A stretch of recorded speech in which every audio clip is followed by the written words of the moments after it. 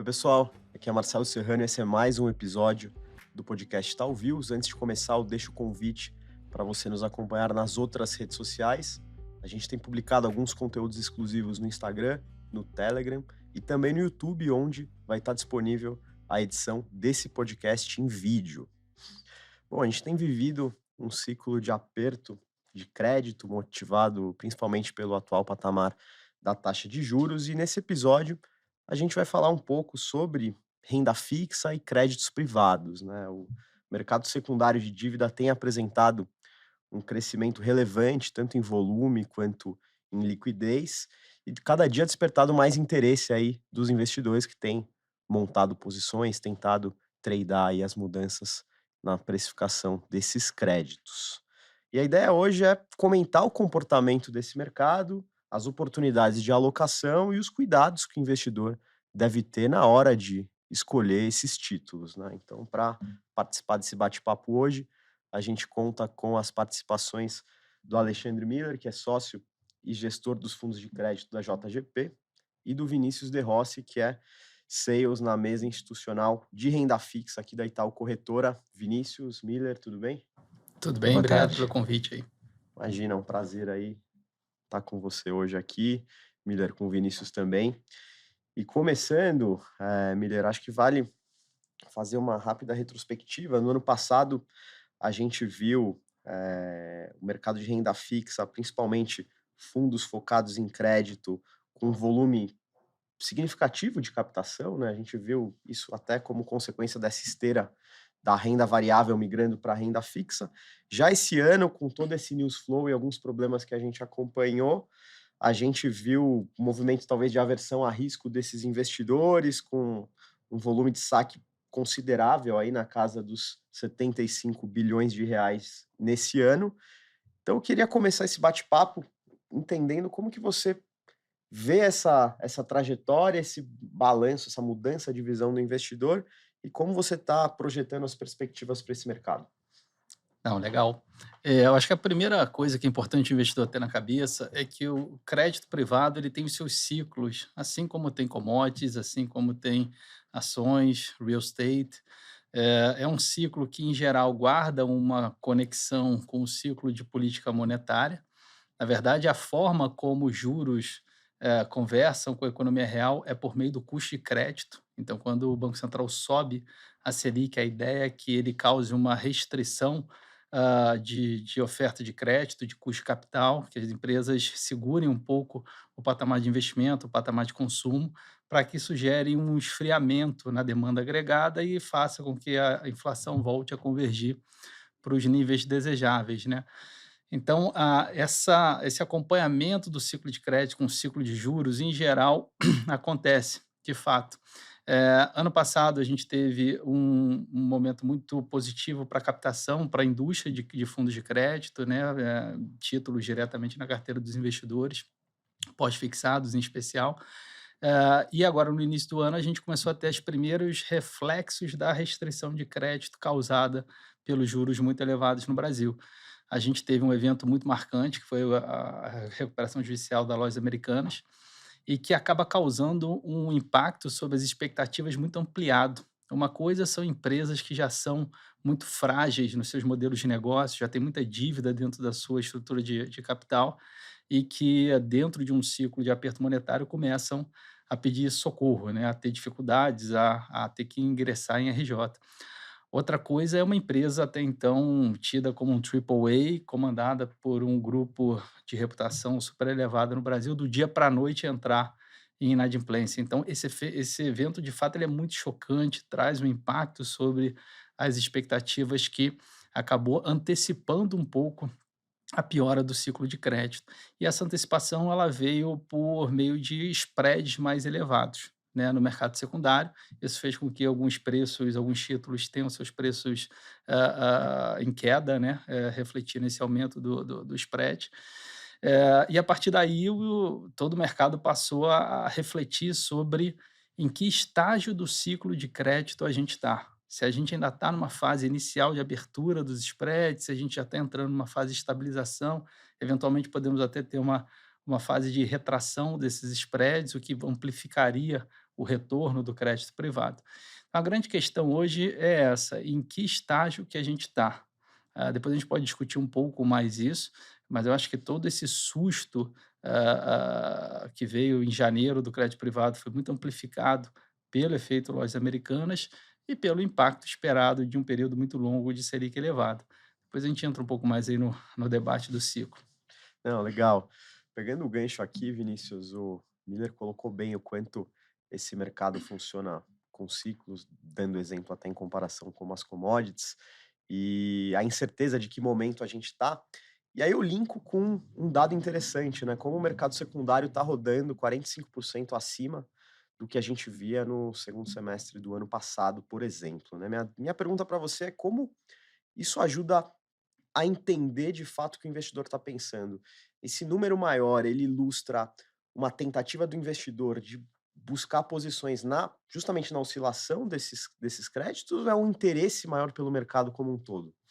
Acho que, Marcelo, assim, olhando o mercado secundário, a gente tem visto desde o ano passado um crescimento considerável em volumes, principalmente quando a gente olha o lado institucional. A gente vê muitos fundos que antes eram só multimercado, tinham mesas mais focadas em juros, câmbio, em ações, passando a ter mesas aqui de crédito privado, em parte de pessoas físicas também, com um fluxo bem intenso de trading.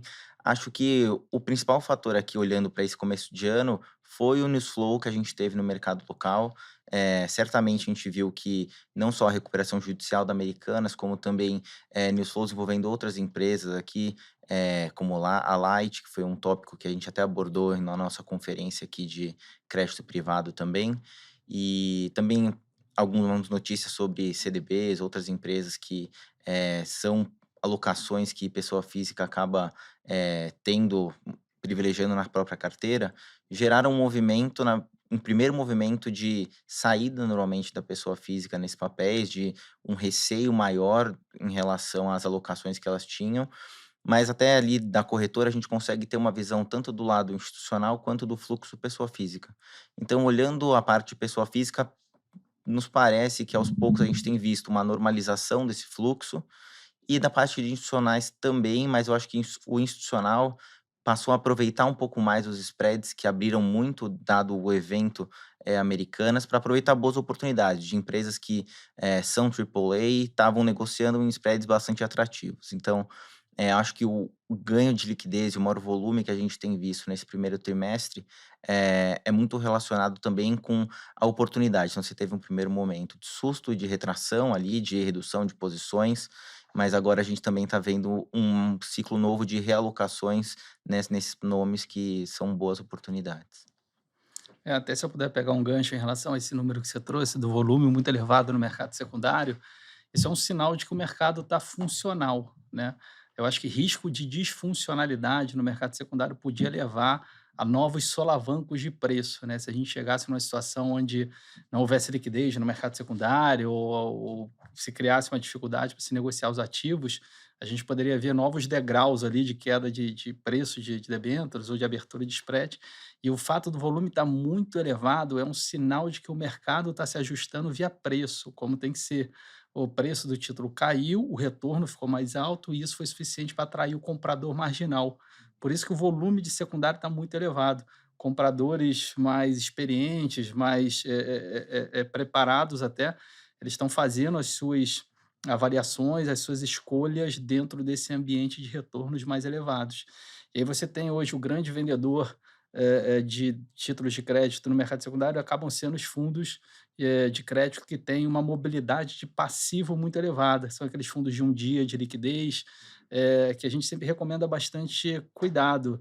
Não tem almoço grátis no mercado de crédito. Eu acho que o investidor que avalia uma oportunidade de alocação de investimento em crédito, ele tem que pensar como aquilo se encaixa na sua carteira, né? Então ele vai ter um pouquinho de crédito, um pouquinho de renda fixa soberana, um pouquinho de renda variável, um pouquinho de alternativos, de acordo com cada perfil.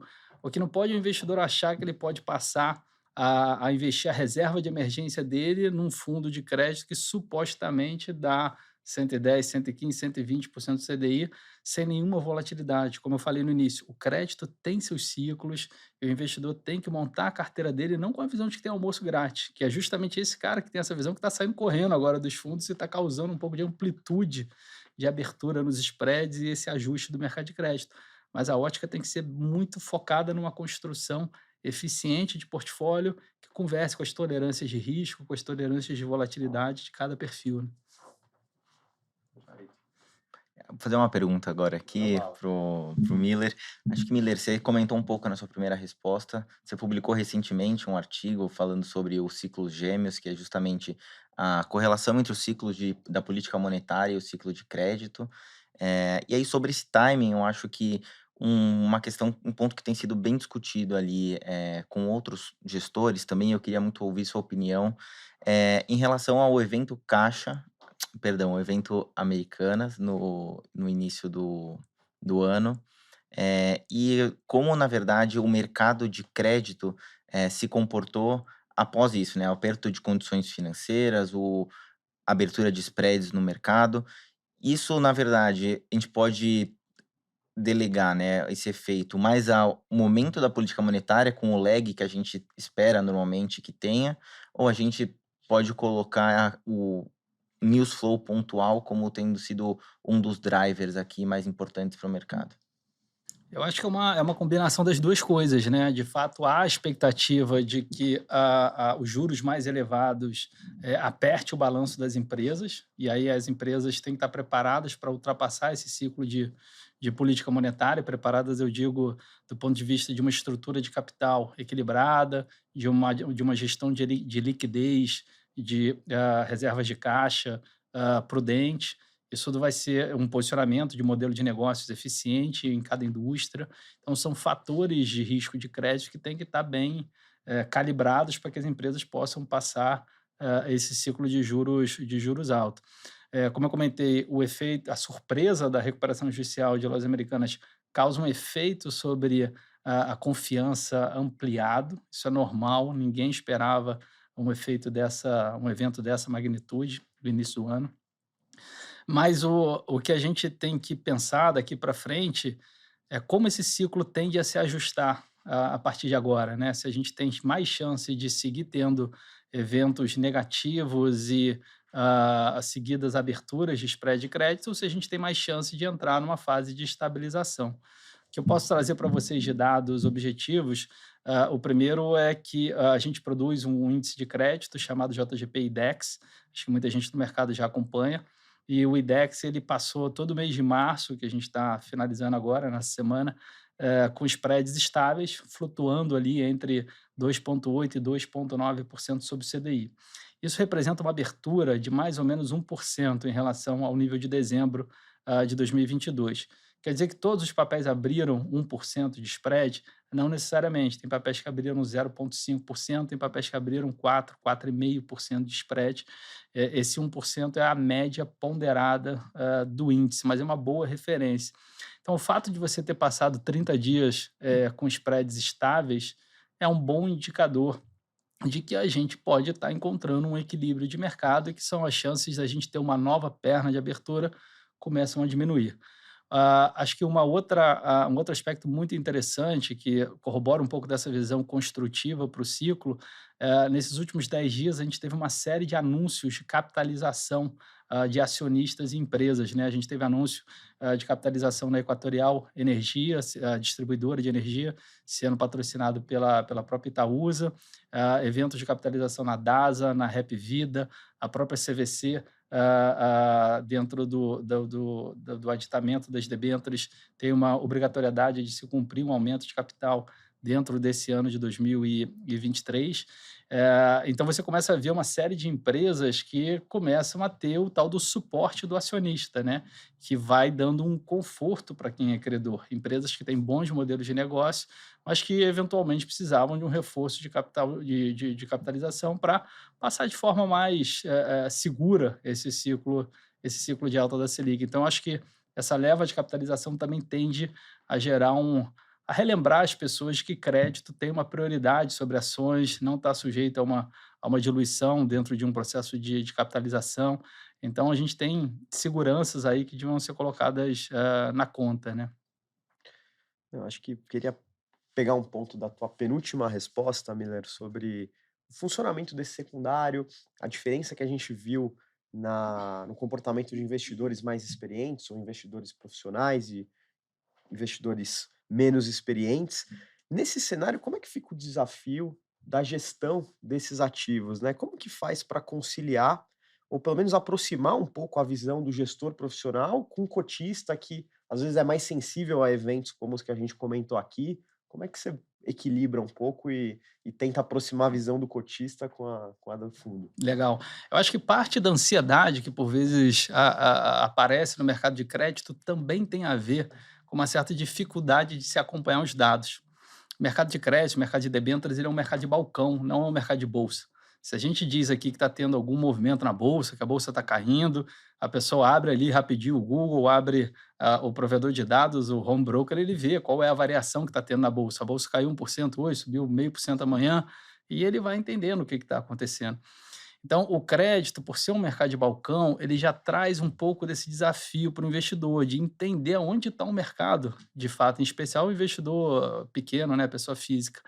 Então, parte da tentativa da gente tentar aproximar um pouco a gestão dessa base de investidores foi divulgando mais dados, né? O IDEX é um exemplo, fica disponível lá no site da JGP para consulta, eles podem acompanhar ali a evolução do índice, a evolução dos spreads, mas no final do dia segue existindo o desafio de se comprar e vender títulos de crédito como um investidor individual, como um pequeno investidor em um mercado de balcão. A execução acaba sendo um pouco mais desafiadora, você precisa de uma boa corretora, a corretora precisa encontrar a contraparte, não é como você mandar uma ordem pelo home broker, né. Então, é uma das coisas que faz com que a gente sugira a busca por, fundos, por gestores profissionais. Isso vale para os fundos de crédito com isenção tributária, né, a gente tem os fundos de infraestrutura, FIAGROS, os próprios imobiliários. Para os fundos de crédito regular, né, a gente tem um sortimento aí razoável hoje na indústria de alternativas. Agora, para quem faz gestão, as escolhas hoje necessariamente têm que estar calibradas com a visão de ciclo.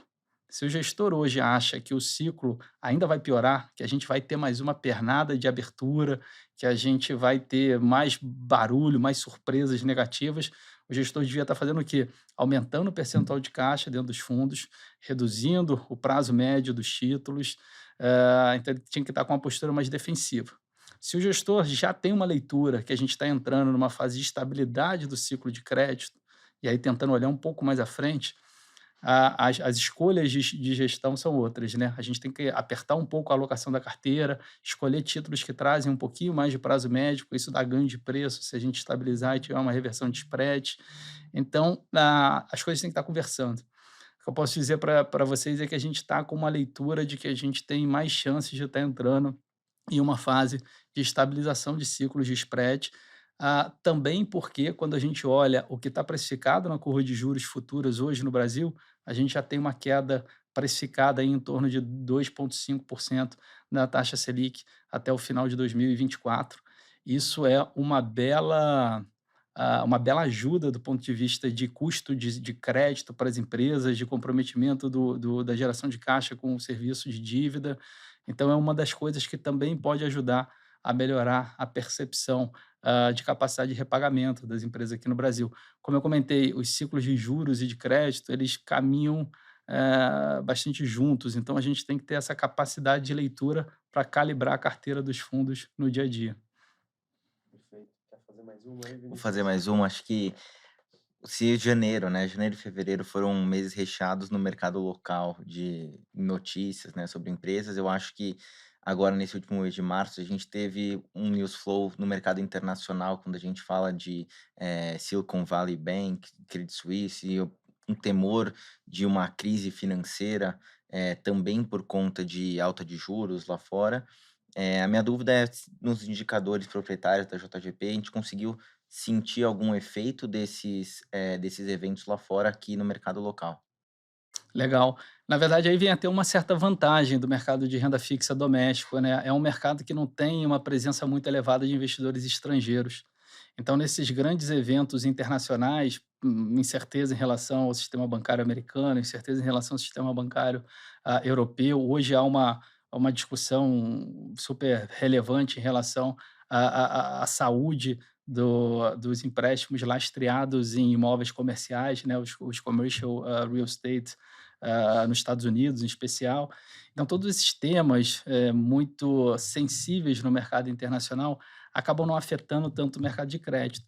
Isso pelo fato do investidor estrangeiro não ser um investidor relevante no nosso mercado doméstico. A tributação por investidor estrangeiro comprar debênture no Brasil ela é muito proibitiva, então ele acaba ficando mais preso nos títulos públicos. Então você não tem aquele movimento de entrada e saída que traz muita volatilidade para a classe de ativos. Então, quando acontece uma coisa como o Silicon Valley Bank, você vê uma volatilidade muito alta na curva de juros, muito alta em bolsa, e você vê a renda fixa doméstica ali um pouco protegida, porque não tem justamente esse movimento de entra e sai. Então, a nossa leitura é que os desdobramentos diretos para o mercado de crédito brasileiro, eles são sutis, a gente não vê nada muito material. O nosso sistema bancário ele tem uma saúde em termos de basileia, de liquidez, de capacidade de atrair depósitos muito diferenciada, principalmente do mercado americano, que é um mercado mais pulverizado, né? Os bancos pequenos têm uma participação de mercado nos Estados Unidos muito maior do que tem no Brasil e atendem pequenas e médias empresas, que devem ser as empresas que vão sentir mais a alta de juros lá fora, que tem sido colocada pelo FED. Então, a gente acha que são dinâmicas muito distintas. Enquanto os bancos lá nos Estados Unidos estão perdendo depósitos, os bancos aqui no Brasil estão ganhando depósitos, né? Então, acho que é até uma zona de proteção aí para evitar esse momento de incerteza lá fora, a renda fixa doméstica. Não, bacana, acho que a gente cobriu bastante coisa. Eu queria fechar com uma última pergunta para vocês dois, com uma pegada bem de orientação para o investidor pessoa física que tem se interessado mais por esse produto, mas que eu sinto que na hora de investir abre o home broker, acompanha só aquela coluna do yield e vê o título que dá o maior retorno e acaba escolhendo. Que cuidados, que recomendações vocês indicariam para o investidor na hora de fazer uma movimentação no mercado de crédito? O que que ele deve acompanhar? Que cuidado ele deve ter na hora de montar essa carteira, tanto da ótica de corretora quanto de um gestor profissional? Bom, é uma pergunta que não é muito fácil, é porque a gestão de crédito ela é complexa. Para você ver, você pega uma empresa como uma Petrobras, a Petrobras tem uma ação no mercado. A Petrobras lá fora tem mais de 10 alternativas de bonds, bonds que têm prazos diferentes, estruturas de covenants diferentes, então é mais complexo por definição. Então cada empresa grande costuma ter mais de uma debênture. E você tem muitas empresas que não têm ação e têm debêntures. Então, as opções são muito grandes. No próprio index da JGP, são cerca de 300 debêntures que compõem o índice. Olha a quantidade de escolha para o investidor fazer. Então, assim, é complexo. É claro que tem todo o arcabouço tradicional de análise de risco de crédito que deveria ser observado, né? A predominância setorial da empresa, o histórico de gestão de alavancagem, de liquidez. Mas isso é uma análise detalhada, né? É como se a gente fosse um médico e a gente está sugerindo aqui que o cara não se automedique, né? Que busque a orientação de um profissional. É claro que se for uma dorzinha de cabeça simples, dá para tomar uma Neosaldina, uma Novalgina, mas se for para se montar um portfólio com uma representatividade maior de crédito, que seja mais representativo no patrimônio do investidor, acho que um cuidado, uma orientação profissional, ela é sempre bem-vinda, porque, como eu falei, as possibilidades e as complexidades, por vezes, são muitas. Acho que na mesma linha que o Miller falou, a primeiro ponto acho que seria a prudência de não só olhar o retorno, tentar entender, voltando ao primeiro ponto do Miller, de que não tem almoço de graça, então tentar avaliar quais que são as garantias ali das empresas, naquele papel que a pessoa está com intenção de comprar. E eu acho que a melhor maneira, talvez, de quem está começando ou quer partir para um mercado de crédito privado é, de fato, entrar através de algum fundo também, um gestor profissional que vai ter uma equipe de análise, que vai ter experiência no mercado em relação a isso.